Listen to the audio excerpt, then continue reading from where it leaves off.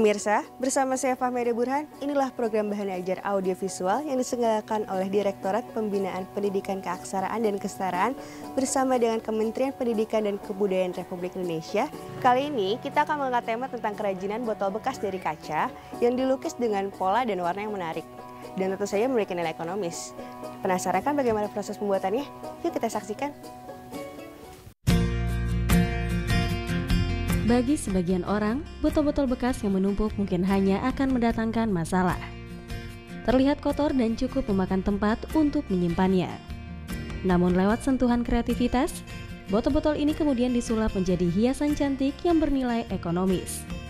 Dan siapa sangka hal tersebut diawali dari sebuah kesalahan. Namun berkat sebuah inovasi dan eksplorasi, botol-botol bekas yang sudah tidak terpakai justru mampu mendatangkan pundi-pundi rupiah dan tentu saja membuka sebuah lapangan pekerjaan baru.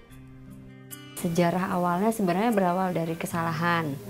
Jadi waktu itu saya ingin membuat lukis kain, lukis sutra.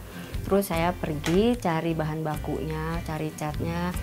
Ternyata begitu saya pulang sampai di rumah, yang saya bawa itu cat untuk lukis kaca. Jadi berawal dari kesalahan itu, akhirnya saya coba-coba dulu deh untuk bikin di kaca seperti apa. Berawal dari kesalahan, akhirnya sebuah inovasi pun tercipta dan kemudian malah mampu menciptakan sebuah peluang usaha baru dengan produk kreatif yang mempunyai nilai ekonomis. Pola-pola dekoratif dengan sentuhan etnik hingga karakter-karakter flora dan fauna yang menarik membuat botol-botol bekas yang sudah tidak terpakai tersebut berubah bentuk menjadi sebuah hiasan cantik. Permintaan untuk botol-botol lukis ini pun terus meningkat setiap waktunya, sehingga usaha ini dinilai mempunyai prospek yang cukup cerah ke depannya. Bahkan, hingga saat ini sendiri usaha lukis botol bekas ini telah menghidupi 3 orang karyawan. Bahan-bahan yang digunakan untuk membuat kerajinan ini sebenarnya cukup sederhana dan mudah ditemukan. Sementara untuk teknis pengerjaannya, memang dibutuhkan sedikit keterampilan untuk bisa membuat produk kreatif botol lukis ini. Namun jangan berkecil hati, karena hal tersebut bisa dipelajari asalkan ada kemauan dan semangat pantang menyerah. Bahan-bahannya yang pasti bahan dasar media kaca. Mau itu toples, botol bekas, cermin, apapun lah ya, gelas, pokoknya berbahan baku kaca ya. Terus udah gitu saya menggunakan pasta. Pasta itu untuk bikin outliner gambar. Terus setelah itu cat. Kalau bahan-bahan lainnya saya pakai alkohol. Terus tusuk sate. Jadi kita nggak pakai kuas, saya pakai tusuk sate nanti dalam pewarnaan. Prosesnya itu pertama-tama si media kaca ini kita bersihin dulu. Itu harus dibersihkan dulu, dicuci dulu ya. Nanti udah dicuci, terus kita bersihkan lagi. Kalau saya pakai alkohol. Alkohol itu 70-90%. Nah, udah dibersihin, tunggu kering. Nah, kalau saya biasanya si produknya ini dipanasin dulu. Panasin dulu itu biar apa, nanti dia menyerap si itunya lebih gampang gitu. Nanti udah dipanasin. Sambil tunggu panas kita bikin desain di kertas, kita gambar. Udah bikin desain, terus desain itu kita cetak gitu, kita masukin di belakang kaca itu, kita cetak, baru kita bikin polanya. Sebentar setelah itu kita keringkan di matahari sekitar 10-15 menit. Udah kering baru kita bisa masukin warna. Alat dan bahan yang dibutuhkan untuk membuat kerajinan lukis botol bekas ini cukup sederhana dan mudah ditemukan di toko-toko alat tulis ataupun alat lukis. Antara lain, alat yang dibutuhkan adalah tusuk sate atau kayu berukuran kecil sebagai pengganti kuas untuk melukis, pensil serbaguna untuk menggambar desain pada permukaan botol, pasta, cat khusus untuk melukis di atas permukaan kaca, botol bekas dengan bentuk yang menarik, kapas untuk membersihkan permukaan botol, alkohol, hair dryer untuk mengeringkan cat di atas permukaan botol.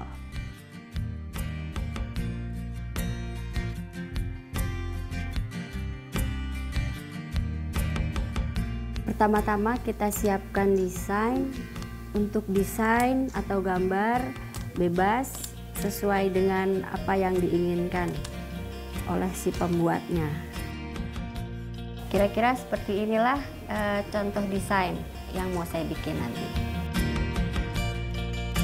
Bahan-bahan yang digunakan, kita bisa memakai botol bekas yang berbahan baku kaca, atau toples kue yang ada di rumah, bisa kita hias. Kita siapkan alkohol dan kapas untuk membersihkan media kacanya. Pertama-tama kita bersihkan dulu media yang akan kita lukis dengan alkohol 70 atau 90%. Setelah itu kita keringkan. Bisa kita keringkan atau kita jemur di panas matahari. Ya, kita mulai membuat pola menggunakan kontur pasta. Dalam mengerjakan ini, sebaiknya kita tahan nafas. Dalam membuat pola ini, diusahakan sebaiknya membuatnya itu dari arah kiri ke kanan. Itu agar supaya nanti yang sudah dilukis ini tidak terkena tangan kita gitu. Jadi dari kiri ke kanan. Kalau posisinya begini berarti dari sini, dari kiri tetap ke kanan gitu. Mau posisinya dibolak-balik seperti apa, tetap kita membuat pola itu sebaiknya dari kiri ke kanan. Lalu ujung dari pasta ini harus selalu bersih. Jadi setiap kali kita selesai membuat satu pola seperti ini, kita lihat ini pasti sudah ada pasta yang keluar. Nah, kita bersihkan dengan kain atau tisu seperti ini. Lalu kita mulai lagi, sambung lagi gambarnya. Nah, pola sudah jadi, tapi ini masih basah, jadi kita harus keringkan dulu sekitar 10-15 menit.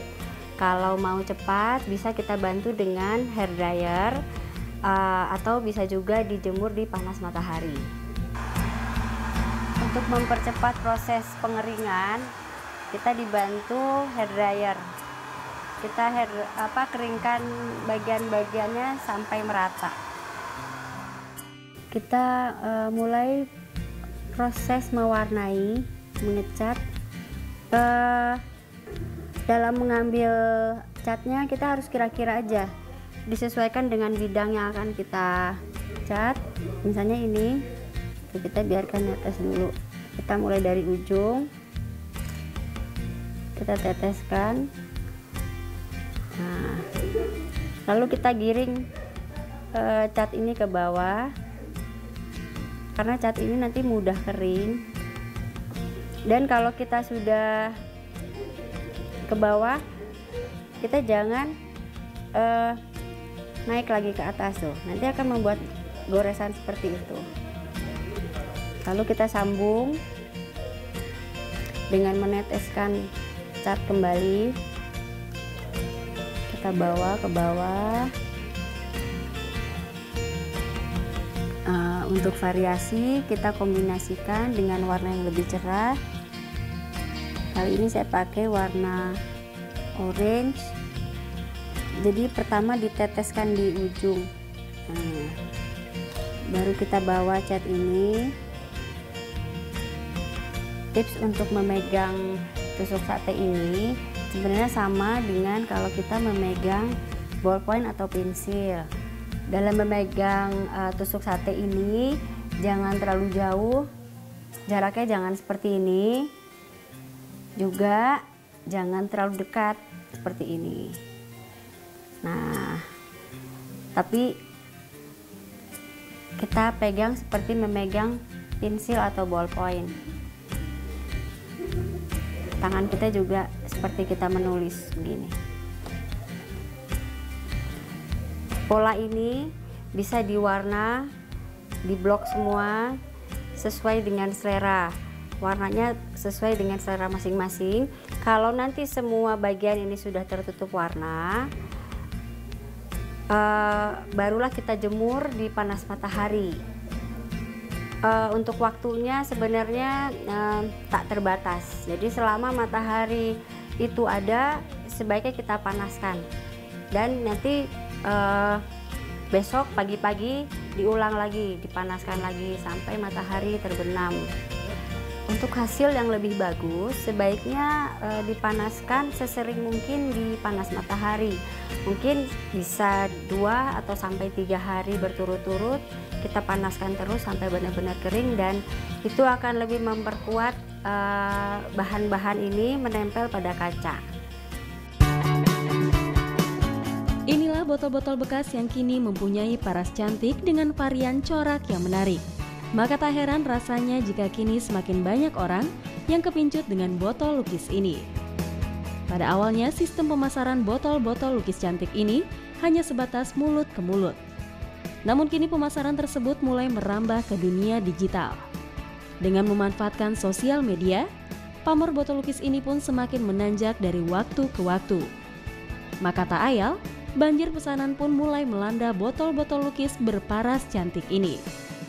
Selain itu, botol-botol lukis ini juga tidak pernah absen di setiap perhelatan pameran kerajinan, baik bertaraf lokal maupun nasional. Awalnya sih kalau dulu memang dari mulut ke mulut. Dari mulut ke mulut tuh paling bagus menurut saya, bagus juga. Terus saya masukin Facebook juga, kita bikin akun sendiri di Facebook, itu bagus juga. Jadi peminatnya juga banyak. Lalu saya bikin website juga. Media online-nya itu sekarang mulai ada Instagram juga. Memang kalau penjualan paling bagus memang di Facebook sama di web itu, dari website. Hanya dengan memanfaatkan limbah botol bekas yang sudah tidak terpakai, sebuah produk kreatif dengan nilai ekonomis mampu diciptakan. Dengan modal yang bisa dibilang tidak terlalu besar, botol-botol lukis ini mampu menghasilkan pundi-pundi rupiah yang cukup lumayan dan tentu saja membuka lapangan pekerjaan baru. Meski begitu, usaha ini juga tidak lantas luput dari tantangan dan kendala. Mulai dari cara pembuatan yang memakan waktu cukup lama dan membutuhkan keuletan, hingga pasar penjualannya yang terbatas. Namun hal itu tidak lantas mengendurkan semangat. Karena jika Anda memulai sesuatu dari hati dan apa yang Anda sukai, maka tak ayal segala kendala tersebut akan lebih mudah untuk Anda lalui. Fokus aja gitu. Jadi kalau kita emang fokus di bidang kita, terus kita yakin hasil karya kita bagus, orang mungkin akan apresiasi sama hasil karya kita. Saya yakin kok ini bisa terus panjang gitu loh. Jadi motivasinya jangan patah semangat, meskipun kita ini di dunia masih dalam skup kecil, tapi nanti pasti akan besar kok gitu. Kalau kreativitas itu nggak ada matinya.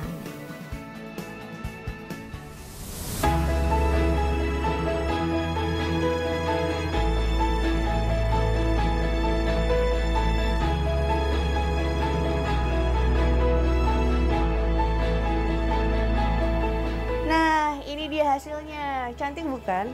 Ternyata dengan kreativitas bisa menjadikan botol ini terlihat lebih menarik dan memiliki nilai ekonomis. Saya Fahmeda Burhan bersama dengan Direktorat Pembinaan Pendidikan Keaksaraan dan Kesetaraan, juga Kementerian Pendidikan dan Kebudayaan Republik Indonesia. Mohon pamit, sampai jumpa di episode berikutnya.